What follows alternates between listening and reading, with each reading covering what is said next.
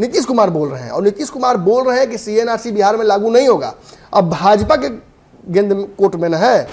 CNRC पर हमने विरोध का एक खांचा बनाया था जिसको नीतीश कुमार फॉलो नहीं कर रहे थे, तो नीतीश कुमार अपन कुर्सी देके विरोध कर विरोध करने की ताकत सबके पास है। लेकिन क्या सदन में जब मामला जितना बार उठा है, क्या जदयू ने विरोध किया है? 24 तक थोड़ी बार बार इंतजार करेगी कि उस समय तक हम एक देश का बड़ा हिस्सा जो वोट भाजपा के खिलाफ करता है उसको घोषित कर दे कि वो इस देश का हाइये नहीं है। बिहार में सीधे तौर पर सीएनआरसी लागू होगा, ये भाजपा ने स्पष्ट कर दिया है। बार बार नीतीश कुमार को ये पॉइंट दे रहे हैं वो कि लड़िए, इस हथियार से लड़िए भाजपा से, लेकिन नीतीश कुमार चाह कर भी खुलेआम नहीं आ रहे हैं बाहर।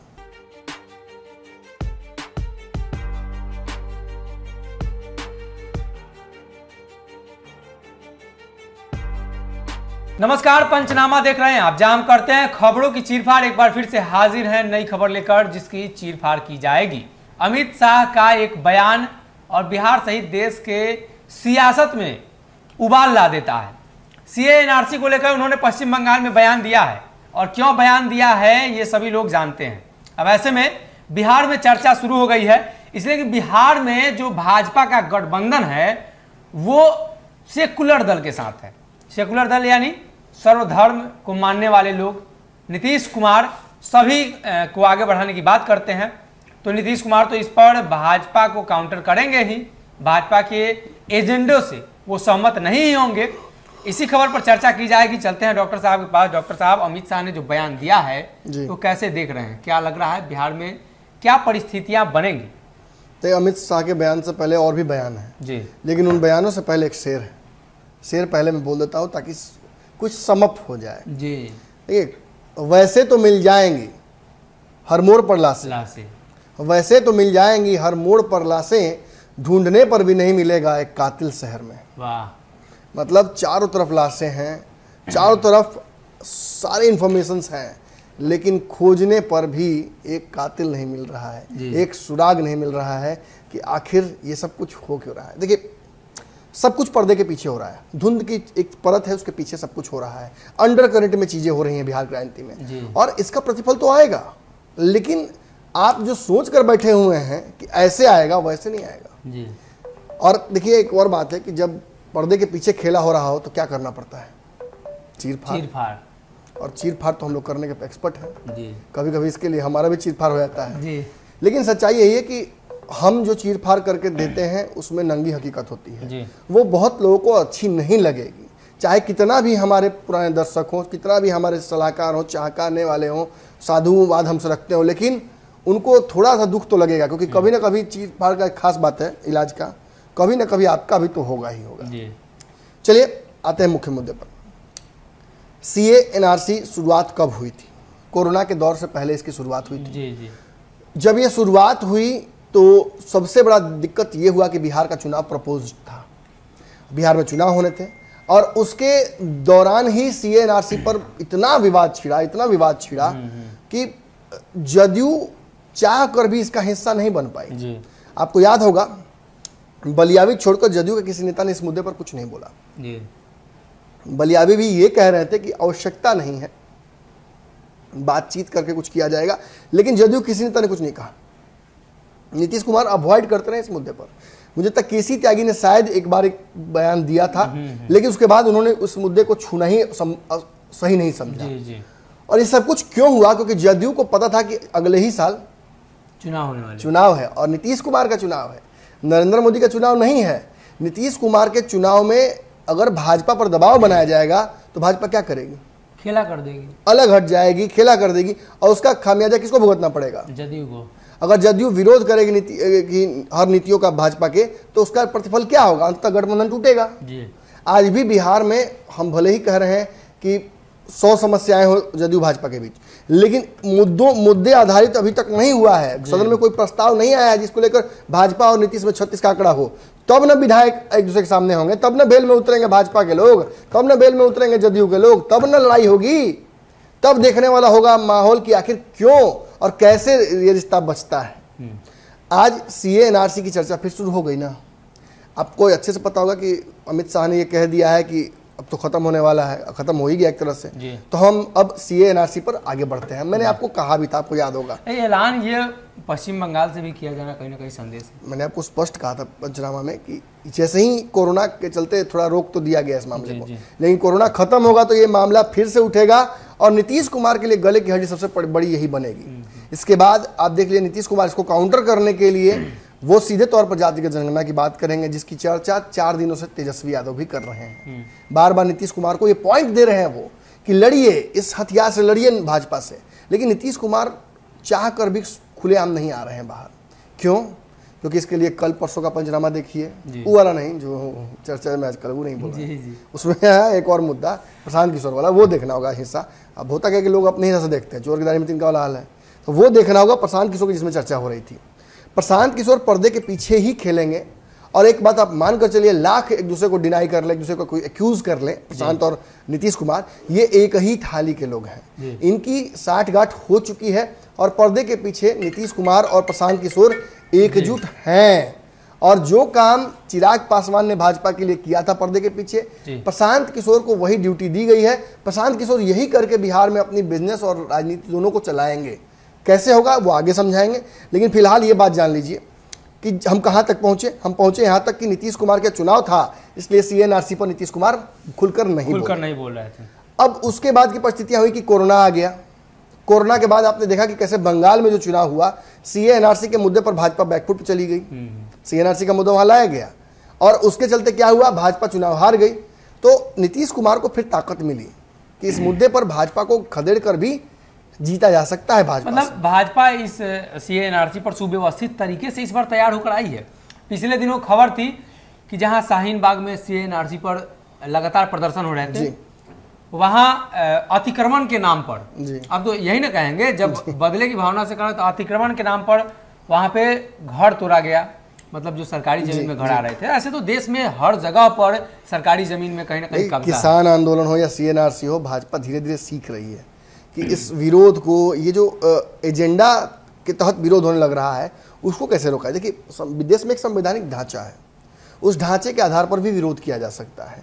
अगर जनता को लगता है कि नहीं हमारे साथ अन्याय हो रहा है तो वो भी सड़कों पर उतर सकती है। सबका एक ढांचा खाचा बना हुआ है। डायरेक्ट कॉन्फ्लिक्ट से बचना चाहिए, इससे गृहयुद्ध की परिस्थितियां बन सकती हैं। मैं ये ज्ञान दे रहा हूं लेकिन मुझे पता है कि कोई इसको सुनने वाला है नहीं, इसलिए फिर वापस राजनीतिक मुद्दे पर आ जाता हूँ।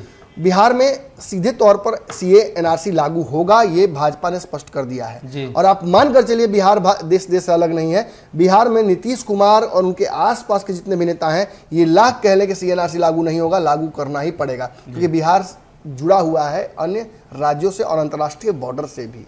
एक बात जान लीजिए, बंगाल में सीएनआरसी लागू करने का भाजपा का सबसे बड़ा ध्येय यह था कि जो खासतौर पे मुस्लिम जनसंख्या बाहरी देशों से आ रही है तथाकथित शोषण के हिसाब से, उनको रोकना, उनको रोककर, और वो वोट बैंक जो कन्वर्ट हो जाता है कहीं ना कहीं क्षेत्रीय पार्टियों में, चाहे रोहिंग्या मुसलमानों की बात हो, आपने अच्छे से समझा इस बात को, लोग भी समझ रहे हैं कि किस तरह भाजपा लेकर जाना चाहती है। भाजपा चाहती है कि अगर वो वोट बैंक ही समाप्त हम कर दें तो उन जगहों पर क्षेत्रीय पार्टियां मजबूत नहीं हो पाएंगी। उन्हें लगता था कि ममता बनर्जी भी उस वोट बैंक को साधने में इस ओर इशारा कर रहे हैं कि आने वाले दिनों में 22 चल रहा है, 23 एक साल है, 24 में तो चुनाव हो जाएगा, तो उसकी तैयारी शुरू है। 24 से पहले सब कुछ हो जाएगा।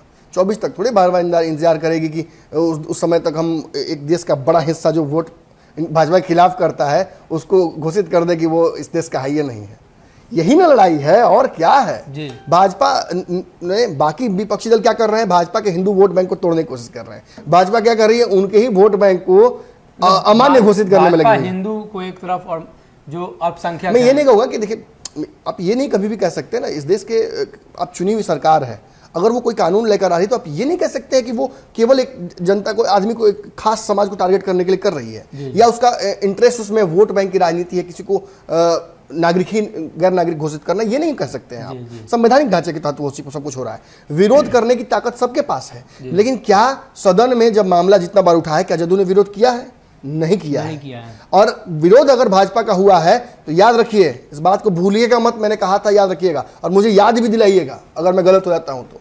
प्रशांत किशोर के बिहार आने के साथ साथ चर्चा शुरू हो गई सीएनआरसी की फिर से। प्रशांत किशोर बिहार आते हैं, अभी तक तो भाजपा ने कहा भी नहीं था सीएनआरसी को लेकर, और जदयू के 2 नेताओं की तरफ से बयान आ जाता है। संजय झा ने कहा ना कि बिहार में सीए एनआरसी की आवश्यकता नहीं है? नहीं है। आप जाकर मिलिए बलिया जी से, देखिए फिर नए जोश में आ गए हैं, फिर बोलेंगे उसी तरीके से कि सीए एनआरसी की आवश्यकता बिहार में नहीं है। नीतीश कुमार अवॉइड जरूर कर गए क्वेश्चन को, लेकिन नीतीश कुमार ने क्या कहा कि अभी लागू करने की आवश्यकता नहीं है, अभी इस पर चर्चा नहीं कर सकते हैं, अभी कोरोना है। यही नीतीश कुमार से कोरोना के कार्यक्रम में पूछिए कि कोरोना की स्थिति क्या, कहेंगे बहुत, हम तो उबर चुके हैं कोरोना से। मतलब खेला यही है, बच्चे की तबीयत ठीक है, लेकिन जब स्कूल जाने के लिए कहा जा रहा है तो कह रहा है कि पेट दुखा रहा है। खेलने के लिए ठीक है, लेकिन जैसे ही उसको बोला जाए पढ़ो तो कह रहा है कि पेट दुखा रहा है। मतलब बच्चे को पढ़ने का मन नहीं है। समझिए इन परिस्थितियों को, और यही मनोस्थिति जो है राजनीति की, पता नहीं क्यों हम लोग इसको ज़्यादा नहीं खुल के समझाने की कोशिश करते हैं। देखिए बहुत सारे पार्टी के नेताओं से बातचीत मेरी आज भी कल भी हुई है, और वो इस संदर्भ में हुई है कि सीए एनआरसी को नीतीश कुमार कैसे टैकल करेंगे। तो नीतीश कुमार सीधे से जातिगत जनगणना से लेकर टैकल कर सकते हैं, ये इशारा राजद भी कर रही है। और राजद नीतीश का सीधा कोई गठबंधन ना होके इस तरीके से मुद्दे आधारित गठबंधन तो हो ही सकता है, हर बार होता है, हर बार होता है। और सदन में अगर जदयू कमजोर पड़ती है तो अगर उसमें एक तरह से विटामिन का डोज दे दें राजद के जो विधायक है, इतने सारे राजद जाएंगे, कांग्रेस जाएंगे, सीपीआई मारेंगे, अगर इतने सारे विधायक सपोर्ट कर दें तो भाजपा का तो बिहार में फिर चक्का जाम हो जाएगा। फिर वैसी परिस्थिति में आप मुझे बताइए, दर्शक बताएं मुझे कमेंट में कि भाजपा का रिएक्शन क्या होगा। क्या भाजपा चुपचाप हार मान लेगी? जी नहीं। या बिहार में नीतीश कुमार के खिलाफ एक नए रणनीति के तहत लड़ाई करने की शुरुआत करेगी? जरूर करेगी। और अगर इन दोनों में लड़ाई साथ रहकर ही होता रहेगा तो क्या लगता है आपको कि एनडीए कभी मजबूत रहेगा? कभी नहीं। और ऐसी स्थिति में प्रशांत किशोर का जो उपयोग पर्दे के पीछे कर, अब प्रशांत किशोर के आते ही देखिए सबसे बड़ी बात क्या प्रशांत किशोर ने कहा।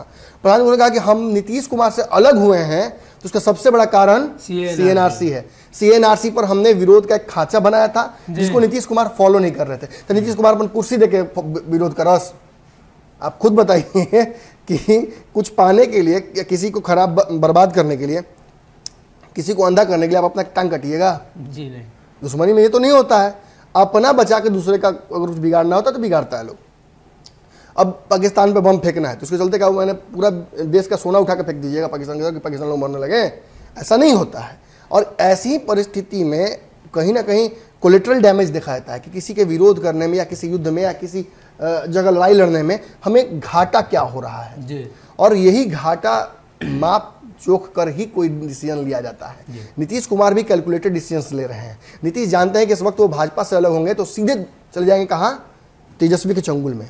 और इस बार तेजस्वी के चंगुल से निकल पाना संभव नहीं होगा, मैं लिख के अपने मन से करेंगे बिल्कुल। और नीतीश चाह कर भी भाजपा के साथ नहीं जा पाएंगे ना, भाजपा भी उस स्थिति में नहीं रह जाएगी कि वो बहुत नीतीश को सपोर्ट कर सके। एक बार तेजस्वी यादव को बिहार मिल जाता है तो भाजपा और तेजस्वी की लड़ाई जो होगी उसमें भाजपा काफी कमजोर पड़ जाएगी। और आप देखिए कि किस तरीके से भाजपा के वोट बैंक को तेजस्वी यादव टारगेट कर रहे हैं। ये साबित कर रहा है कि वो लड़ाई नीतीश के खिलाफ नहीं बल्कि भाजपा के खिलाफ लड़ने की तैयारी कर रहे हैं। और नीतीश को भी इसके लिए उकसा रहे हैं कि आप लड़िए, बढ़िए आगे और लड़िए, जो करना होगा करिए, लेकिन भाजपा को अपने एजेंडे में सफल मत होने दीजिए। क्या एजेंडा है? सीएनआरसी। क्या एजेंडा है? जनसंख्या नियंत्रण कानून। क्या एजेंडा है? तो सामान्य नागरिक कानून। इन तीनों को लागू करने के लिए भाजपा के पास अब बचा केवल 2 साल, मान के चलिए। एगो घट गया, 2 साल। 2 साल बचा है तो 2 साल में आपको लगता है कि भाजपा 3 कानून को पास कराना है, कितना तेजी से करना होगा?